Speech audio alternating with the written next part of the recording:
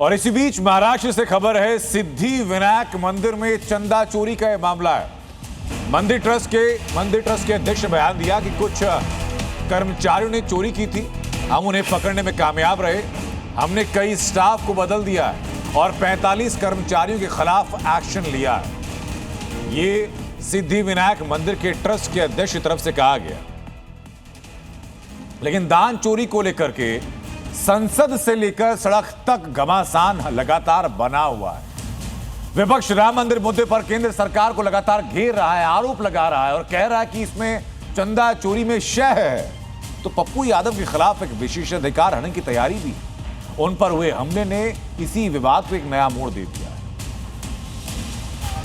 दादी के हाथों का जादू और खुशबू से महकता घर। MDH गरम मसाला, असली मसालों से भरा हूँ मैं, क्योंकि हर रिश्ता है स्वाद से जुड़ा।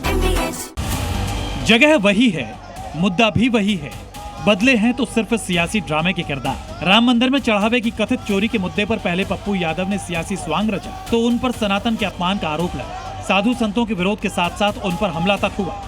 अब एक बार फिर संसद के बाहर वही तस्वीर दोहराई गई। विपक्षी सांसदों ने दान पेटी रखी, राम मंदिर के नाम पर चंदा जुटाया गया और निशाने पर फिर केंद्र सरकार ही रही। लेकिन राम मंदिर में चढ़ावे की चोरी के मुद्दे पर पप्पू यादव ने जो सियासी दांव चला था, वो उनको ही उल्टा पड़ गया है। पप्पू यादव के खिलाफ संत समाज पहले ही प्रदर्शन कर चुका है। दिल्ली में प्रेस कॉन्फ्रेंस के दौरान पप्पू यादव पर हमला भी हुआ। अब लोकसभा में उनके खिलाफ विशेषाधिकार हनन का प्रस्ताव लाने की तैयारी है। बीजेपी सांसद संजय जायसवाल ने पप्पू यादव के खिलाफ विशेषाधिकार हनन का नोटिस दिया। मैंने रूल 222 और 223 के तहत माननीय अध्यक्ष जी से अनुरोध किया है कि इन पर कार्रवाई होनी चाहिए और उसके साथ ही मैंने रूल 227 का भी जिक्र किया है कि ये जो कुछ भी किए हैं उसको विशेषाधिकार समिति में सौंपा जाना चाहिए। मगर द्वार पे जो कुछ किया वह केवल एक पर्पस से किया कि सनातन संस्कृति का मजाक उड़ाया जाए, सनातन संस्कृति को अपमानित किया जाए। एक तरफ बीजेपी पप्पू यादव के खिलाफ विशेषाधिकार हनन का नोटिस ला रही है, तो दूसरी तरफ पप्पू यादव पर हुए हमले को लेकर सियासत तेज हो गई। राम मंदिर के लिए हम सभी ने आंदोलन किया, खून बहाया है, जेल में गए हैं। तो राम मंदिर में चोरी होती है तो हम सबका अधिकार है, हमारा आस्था का विषय है, श्रद्धा का विषय है। तो हम जरूर सवाल पूछेंगे। पप्पू यादव जी के ऊपर हमला होता है, उसकी कीमत आपको चुकानी पड़ेगी। ये गृह मंत्री जी से पूछिए कि जंतर मंतर पे पहले बच्चों के साथ क्या किया उन्होंने, अब एक सांसद के साथ क्या हो रहा है। ये कानून व्यवस्था की हाल है। अमित शाह से पूछिए कि भाई क्या हो रहा है, क्या हाल बना रखा है उन्होंने। दिल्ली में पूर्णिया सांसद पप्पू यादव जब प्रेस कॉन्फ्रेंस कर रहे थे, उसी समय उन पर चप्पल से हमला किया गया। हमले के तुरंत बाद पप्पू यादव ने फुर्ती दिखाते हुए आरोपी को पकड़ लिया। इसके बाद वहां मौजूद समर्थकों ने आरोपी को घेर लिया और उसके साथ मारपीट शुरू कर दी। मौके पर मौजूद पुलिस कर्मियों ने किसी तरह स्थिति को संभालने की कोशिश की।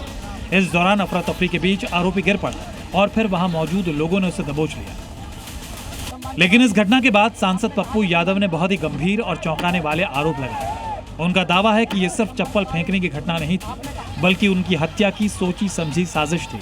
पप्पू यादव के मुताबिक हमलावर अपने साथ चाकू लेकर आए थे और अतीक अहमद हत्याकांड जैसी बड़ी वारदात को अंजाम देना चाहते थे। देखिए मैं साहब को बचा रहा तो ब्लड चप्पल निकाल रहा है और हाथ में पता नहीं लोहे का क्या मार रहा है। अपना बचाव नहीं करेंगे। इतने लोगों को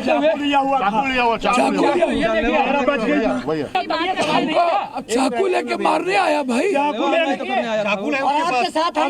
मैडम आप निकलेंगे तो आप हत्या कर देंगे। अब ऐसे बोल रहा है कि हत्या तो करेंगे, हत्या कर देंगे। हालांकि पप्पू यादव पर चप्पल फेंकने वाले आरोपी के परिवार इस तरह की किसी भी साजिश से साफ इनकार कर रहे हैं। मैं तो ये चाह रही भैया मेरा भैया मेरे घर आ जा सही सलामत, और मुझे कुछ नहीं चाहिए, ना मेरा राजनीति में ना मेरा कायम है, ना मुझे नहीं पता भैया कौन उसको लेकर गया। मेरा तो मेरे घर को वो किस में गया, उधर रखा इतना बड़ा चक्कू रखे हमारे घर में, चक्कू घर में खींच के ले गए, चक्कू धर रखा नहीं, चक्कू से गोद निकली। कुल मिलाकर राम मंदिर में चढ़ावे चोरी के मुद्दे पर सनातनी स्वांग के बाद अब सियासी दांव भी जारी है। एक तरफ इस पूरे घटनाक्रम को लेकर संसद से सड़क तक सियासत तेज है, दूसरी तरफ पप्पू यादव पर हुए हमले ने पूरे विवाद को नया मोड़ दे दिया है। दिल्ली से ब्रह्म प्रकाश दुबे के साथ ब्यूरो रिपोर्ट, जी मीडिया।